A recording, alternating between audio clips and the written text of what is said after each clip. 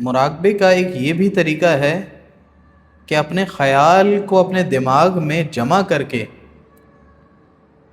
اس کو اپنے باطن میں اپنے قلب کی طرف لے جائیں اور قلب پر اس طرح مقام قلب پر توجہ رکھیں جس طرح ایک بلی ایک چوہے کے شکار میں اس کے بل کی طرف متوجہ رہتی ہے اور اس کے آس پاس کوئی خیال نہیں آتا، وہ صرف اس بات پر توجہ رکھتی ہے کہ کب چوہا نکلے اور اس پر حملہ کرے۔ اسی طرح سالک کو چاہیے کہ وہ اپنے قلب پر مقام قلب جو ہے اس کا، یعنی الٹے ہاتھ پہ پستان سے 2 انگل نیچے، اس قلب کے مقام پر اپنی توجہ کو جمع کر لے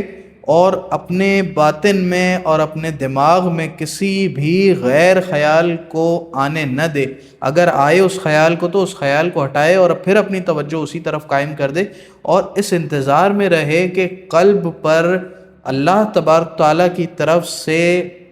کیا القا ہوتا ہے، کیا ظاہر ہوتا ہے، اور قلب پر باطن سے ہی کچھ نہ کچھ جو ہے وہ ظاہر ہو اور اس کی طرف بڑھے اور اس کو یاد رکھے اور اس کے اندر محو رہے۔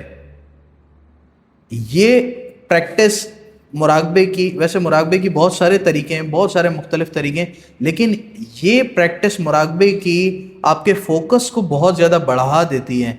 اس سے فائدہ یہ ہوتا ہے کہ آپ ذکر اذکار میں بھی اور باقی دیگر عبادات میں بھی آپ اپنی توجہ کو، آپ اپنے فوکس کو بہت اچھی طریقے سے مینٹین کر سکتے ہیں اور اللہ تبارک تعالیٰ کی طرف متوجہ رہ سکتے ہیں۔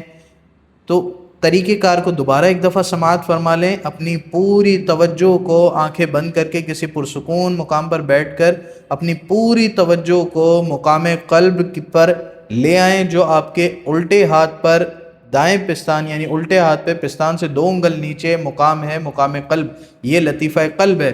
اس کے اوپر فوکس رکھیں اور اس طرح فوکس ہو کے بیٹھ جائیں کہ پھر کوئی بھی خیال باہر سے باطن میں داخل نہ ہو، دماغ میں داخل نہ ہو، اور یہ دیکھیں کہ اللہ تبارک تعالیٰ کی طرف سے کیا ظاہر ہوتا ہے، اور اس پریکٹس کو کرتے رہیں۔ یہ مراقبے کا ایک طریقہ ہے، لیکن بہت ضروری ہے مراقبہ کرنے کے لیے یا کوئی بھی ذکر اذکار کرنے کے لیے کہ اپنے شیخ، اپنے مرشد سے اجازت لیں، یہ ضروری ہے۔ یہ طریقہ مراقبہ میں آپ کو وہ عرض کر رہا ہوں جو ملفوظات اعلیٰ حضرت پیر ایرانی شاہ صاحب رحمۃ اللہ علیہ میں لکھا ہوا ہے، اور ہمارے شیخ میرے مرشد انہوں نے بھی یہ طریقہ تعلیم فرمایا ہے۔ بہت کارگر طریقہ ہے،